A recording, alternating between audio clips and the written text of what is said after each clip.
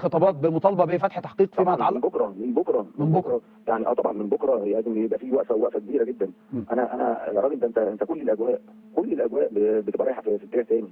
كل الاجواء، ده انت لو بس يعني قاود ما تحسبش لفرقه من 7 اللي موجودين، قاود بس وحب ربنا، قاود بيتعمل عليها حفله، حاجه بتتعمل عليها حفله. انا اول مره، ده حتى الفار النهارده سيبك انها كوميديه او مش كوميديه، ده الفار دخل في ضربه ركنيه.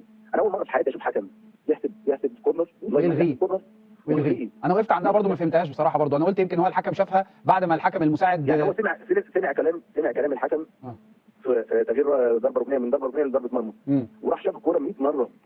قرار الكابتن اطلب حقي كمان في التجاوز اللي حصل في اللعيبه، استخدام الايد والزق في الصدر والكلام في اللي ممكن يبقى فيه نوع من التجاوز في حق حسين الشحات وحق الشناوي وحق في كلام صدر فيه تجاوز في حق اللعيبه كمان. طبعا احنا محتاجين نعرف الكلام ده ازاي يصدر من الحكم والناس كلها اللي موجوده.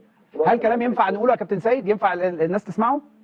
لا لما يجي لي بقى الرد، لما يجي لنا الرد نبقى نشوف هنعمل ايه. اللي بيتفرج على محمود وفا وهو بيتفرج النهارده على الفار على ضربه الجزاء، مش ممكن ابدا دي كنت قدرات حكم، مش ممكن. ده عايز زاويه باي طريقه، اي زاويه باي طريقه تقول ان قرارك صح 100%. يا حبيبي مش عيب يا بابا، مش عيب. انت ما شفتهاش ودي قله قدرات منك، خلاص واحد جابك شوف انتوا الاثنين ده. عشان كده بقول لك انا عايز اسمع الحوار ده، يعني عايز اسمع الحوار. هل الحوار طيب هل وارد بعد كده ولا الحوار يعني بص فيها وفيها يعني هو برضه الحوار ممكن يبقى ايه ماشي ازاي؟ يعني الحوار هيبقى ماشي ازاي؟ نفسي افهم بس اسمع. كلهم جمال، كلهم فظاع، كلهم جميل، وكلهم هايلين، لكن دي جينات.